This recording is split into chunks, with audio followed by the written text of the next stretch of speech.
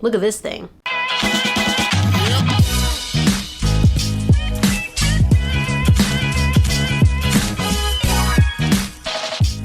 Good morning, YouTube.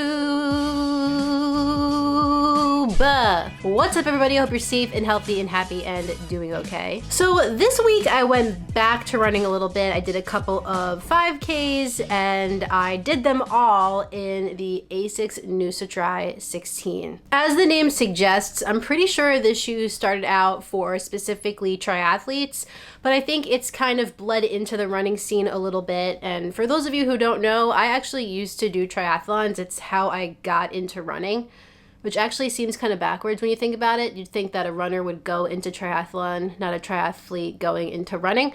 But whatever, it worked for me, and I really could have used a shoe like this back in the day because the tri shoes were hella firm 10 years ago. I'm certainly not doing any triathlons in this shoe anytime soon, but I am gonna tell you how it felt to run in this shoe as I eased back into running. Before we get started today, I do wanna ask that if you're not subscribed to this channel, if you could please go ahead and do so. I'm trying to get to 30K by the end of the year. Might be a long shot, but I can do it with the help of all of you.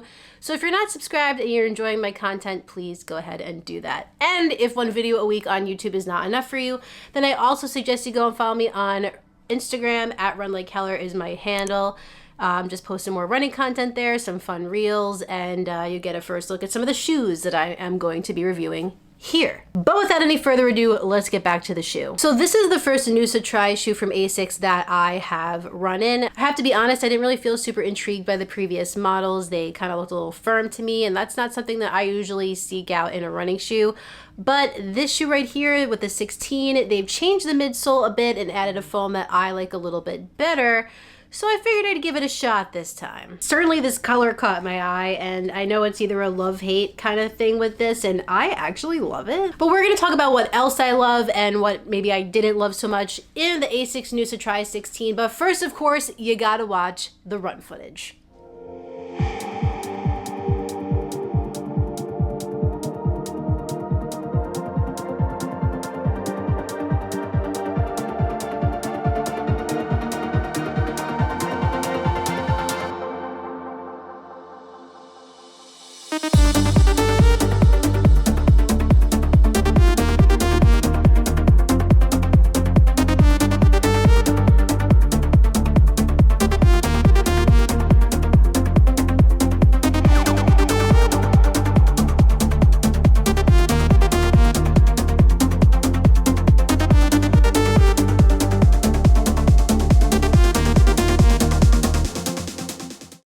One more thing before we get started, I do want to let you know that this shoe was sent to me by Asics. However, they're not going to see this video before you. They can't tell me what to say, and all my opinions are always my very own. So let's start with the upper of the Asics Noosa Tri 16. Here they have a new mesh upper. It's a pretty thin material with lots of ventilation, especially in that forefoot. In the midfoot, we do have some overlays, that Asics logo acting to hold your midfoot in place. And if we go to the back, the heel counter is pretty sturdy with a nice thick pull tab. I like the construction of this upper a lot. It's simple, but it's also not skimping out on things that make a running shoe upper work properly. It's been getting hotter and hotter here in New York, and when I wear this shoe, I definitely feel air passing through the forefoot. The laces are a little bit thick and actually kind of stiff, but I liked them and they stayed tied nicely. I didn't have any problems.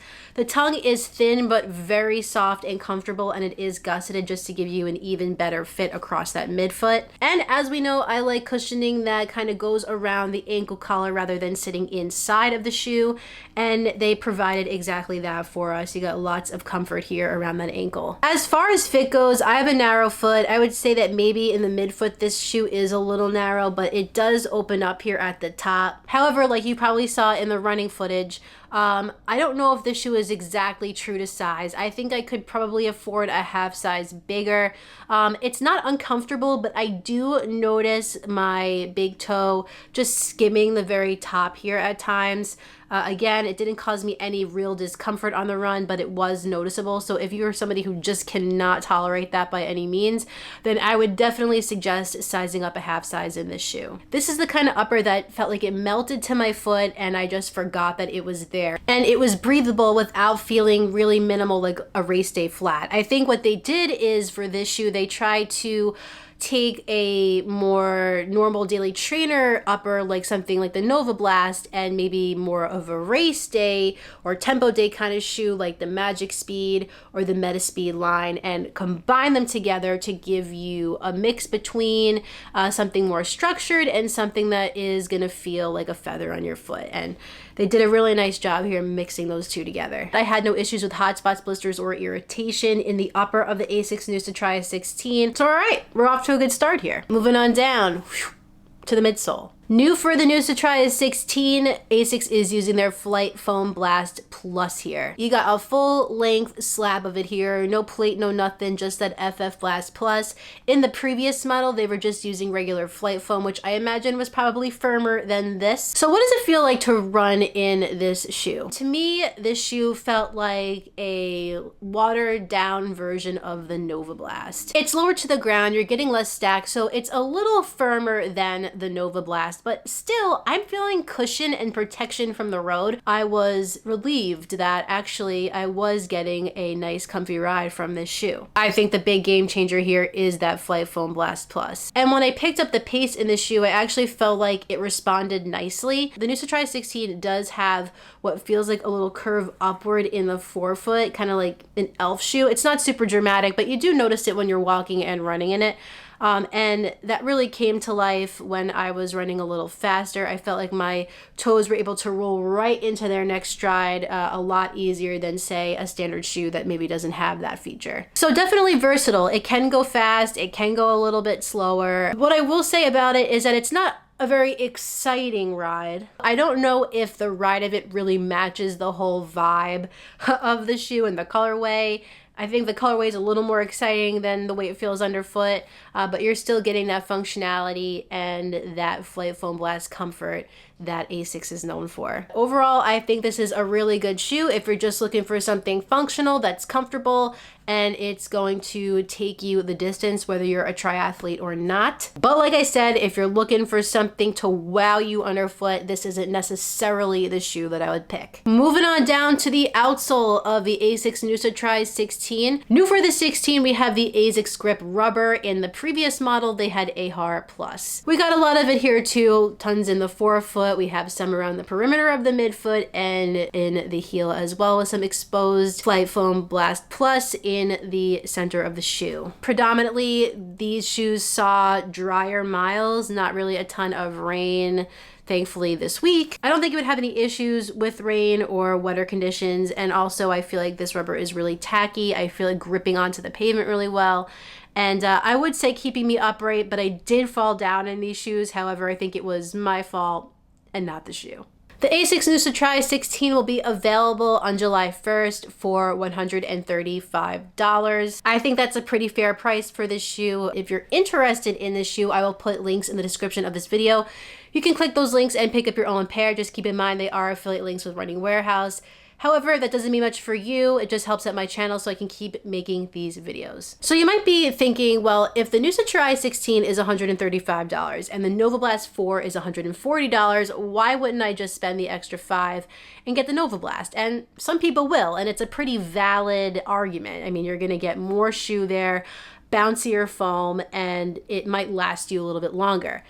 However, if you're not really into all that bounce and you want something a little lighter on your foot, perhaps a bit more breathable, and maybe you're a triathlete, I don't know, then I would suggest getting this shoe. I think this is a really solid option. I was pleasantly surprised, and I will be trying more Noosa Tris in the future. Trying Noosa Tris. Try. What do you think of the Asics Noosa Tri 16? Are you gonna pick it up? Are you interested in trying it? Are you gonna pass? Let me know in the comments down below. I love to hear what you guys have to say. Well, everyone, that concludes this video on the Asics Noosa Tri 16. If you enjoyed it, please like it down below and subscribe. And when you're done with all that, hit the notifications bell so you can find out every time I upload a new video. And of course, I need to know what you think of this colorway. Smash or pass? I'm smashed. I have another video for you next week, but in the meantime, get out there, get on the grind, and don't forget to run like heller. See you next time.